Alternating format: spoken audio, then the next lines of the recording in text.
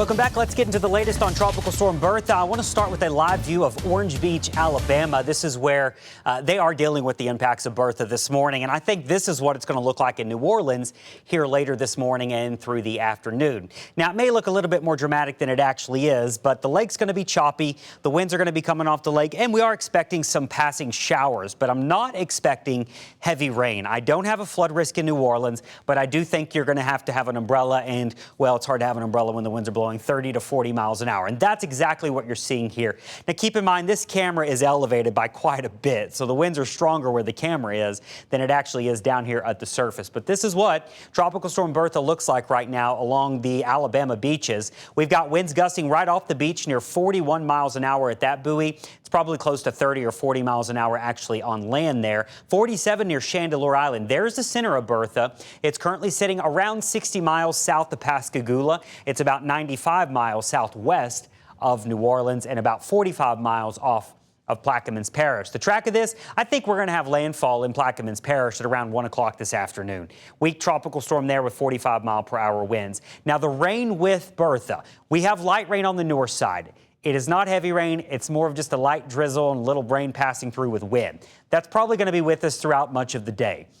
The heavy rain right here in this band near the coast, we are going to watch this because it will actually try to move into Plaquemines Parish, Grand Isle, and Port Fourchon. I want to put this in motion for you really quickly so you can see how this rain evolves as we go through the morning. Here we are at 11 o'clock, heavy rain down along the coast, lighter rain up here in New Orleans, winds gusting 30 to 40 miles an hour.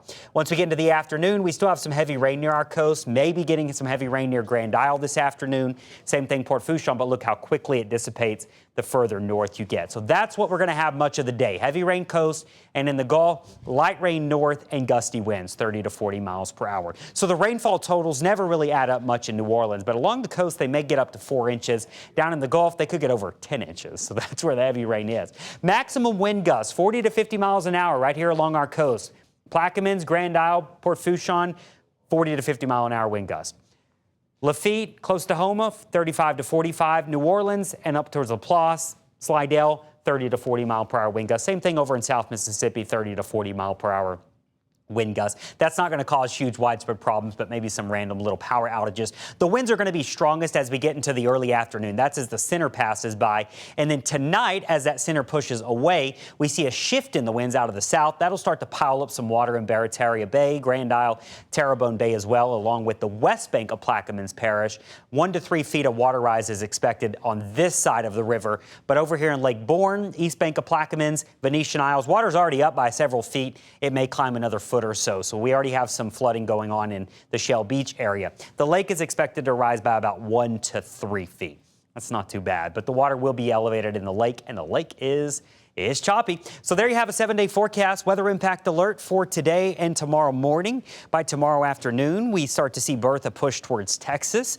Friday, it's back to regular summer programming. It'll be 93 and even hotter this weekend at 95. And then as we get into early next week, even hotter, but no tropical threats after Bertha. Tropical storm warnings are in effect today. I think tomorrow is still going to be quite dangerous out on the water as the winds stay choppy. Friday starts to bring some relief from those choppy conditions, and it'll get even calmer as we head into the upcoming weekend.